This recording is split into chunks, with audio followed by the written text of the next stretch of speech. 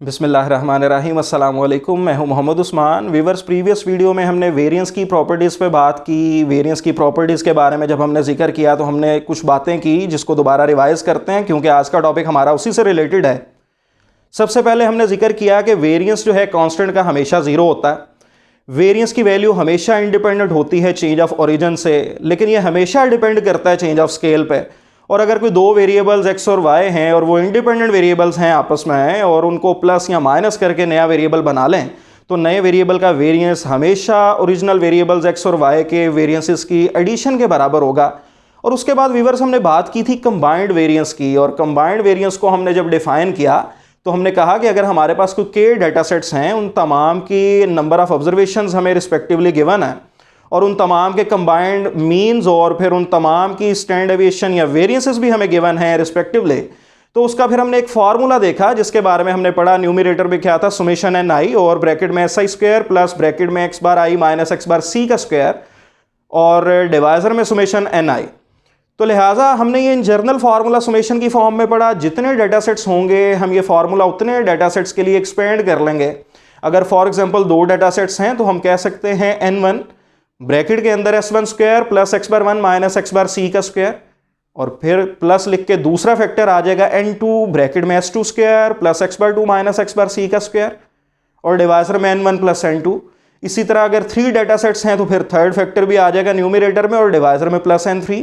4 हैं तो प्लस करके फोर्थ फैक्टर आ जाएगा n4 into s4 square plus X bar 4 minus X bar C का स्क्वायर और डिवाइजर में प्लस n4 आ जाएगा अप टू सो ऑन।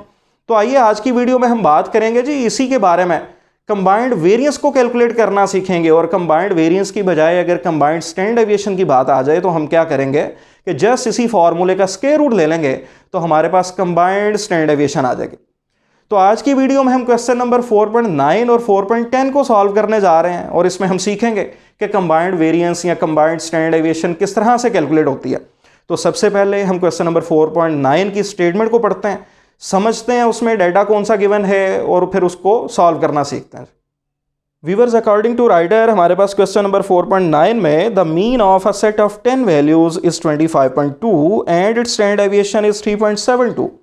कोई 10 वैल्यूज का सेट है, अगर हम इसको फर्स्ट डाटा सेट कंसिडर कर लें इट मीन्स के n1 10 है और इसका मीन यानी x बार 1 25.2 है और इस डाटा सेट की स्टैंडर्ड डेविएशन यानी s1, क्योंकि स्टैंडर्ड डेविएशन है इसलिए इसका स्क्वायर नहीं आएगा और इसको हम फर्स्ट डाटा सेट कंसिडर कर रहे हैं इसलिए बेस में 1 लिख दिया। s1 हमारे पास 3.72 है।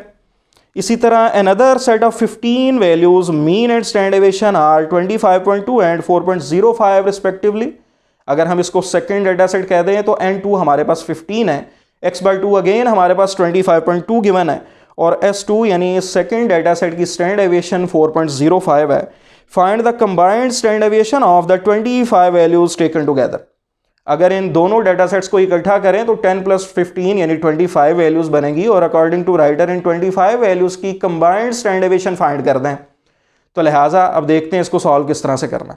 व्यूअर्स, कंबाइंड स्टैंडर्ड डेविएशन या वेरिएंस के फार्मूले में हमने अभी जिसको रिवाइज भी किया उसमें हमने बात की कि एक्स बार सी यानी कंबाइंड मीन की जरूरत पड़ती है सबसे पहले। तो लिहाजा कंबाइंड मीन फाइंड करेंगे और दो डाटा सेट्स गिवन है तो इसके लिए कंबाइंड मीन का फॉर्मूला क्या होगा, X bar C equal to n1 into X bar 1 plus n2 into X bar 2 और डिवाइजर में n1 प्लस n2। और अगर n1 की वैल्यू पुट कर दें 10, एक्स बार 1 की 25.2, n2 की 15 है और एक्स बार 2 की 25.2, डिवाइजर में n1 प्लस n2 यानी 10 प्लस 25 और आफ्टर सिंप्लीफिकेशन हमारे पास कंबाइंड मीन का आंसर आ गया 25.2।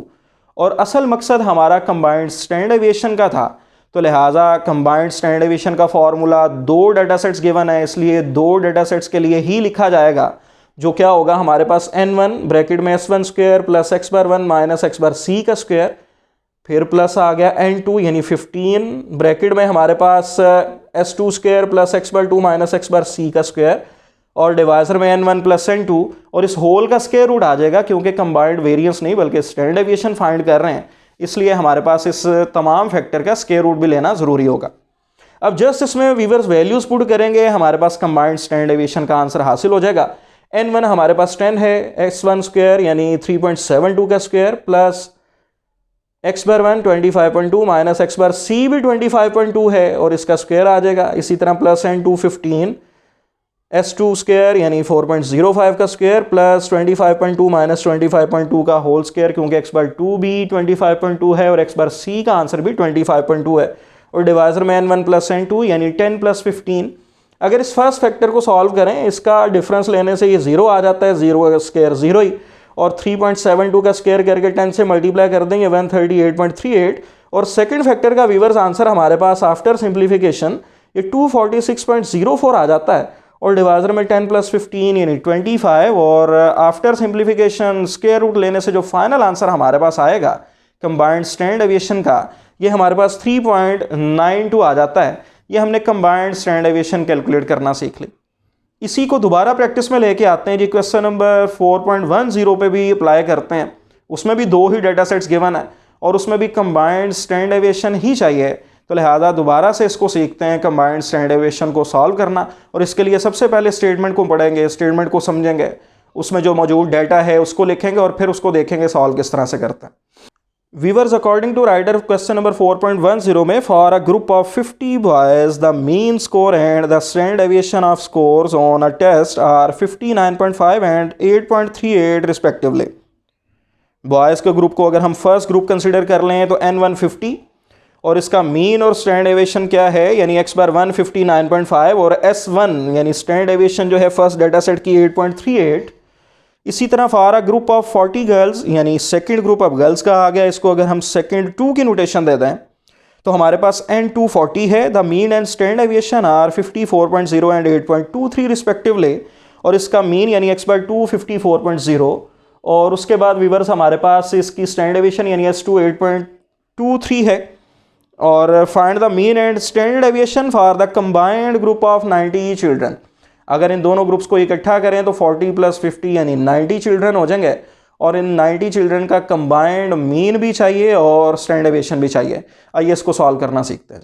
2 डाटा सेट्स के लिए कंबाइंड मीन का फॉर्मूला जैसा कि अभी हमने देखा एक्स बार सी बराबर होगा n1 x बार 1 प्लस n2 x बार 2 और डिवाइजर में n1 प्लस n2 यानी n1 50 है into X bar 1 59.5 plus n2 40 into X bar 2 यानी 54.0 डिवाइजर में n1 प्लस n2 यानी 50 प्लस 40 और ये हमारे पास आ जाता है फाइनल आंसर 57.06 कंबाइंड मीन का।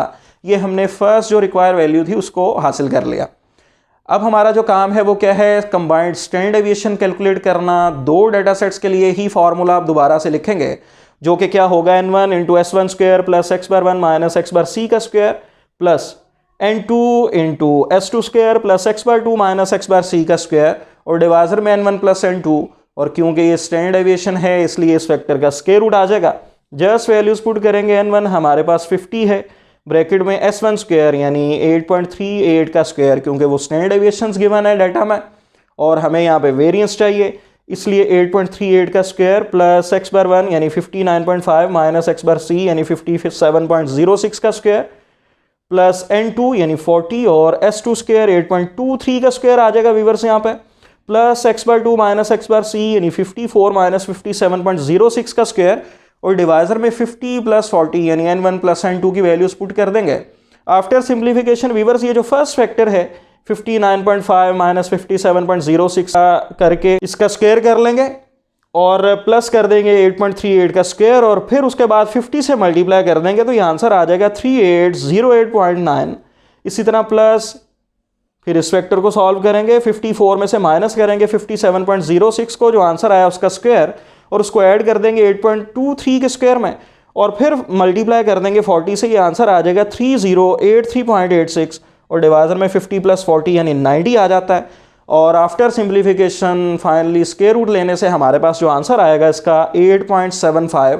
ये हमने कंबाइंड स्टैंडर्ड डेविएशन फाइंड कर ली एक दूसरे डाटा सेट पे। लिहाजा आज की वीडियो में हमने सीख लिया कि कंबाइंड मीन के अलावा कंबाइंड स्टैंडर्ड डेविएशन या वेरिएंस को किस तरह से कैलकुलेट किया जाता है।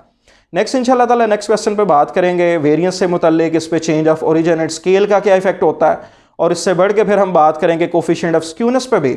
नेक्स्ट वीडियो में मिलते हैं नेक्स्ट क्वेश्चन के साथ, तब तक के लिए इजाज़त दीजिए। बहुत शुक्रिया, अल्लाह हाफिज़।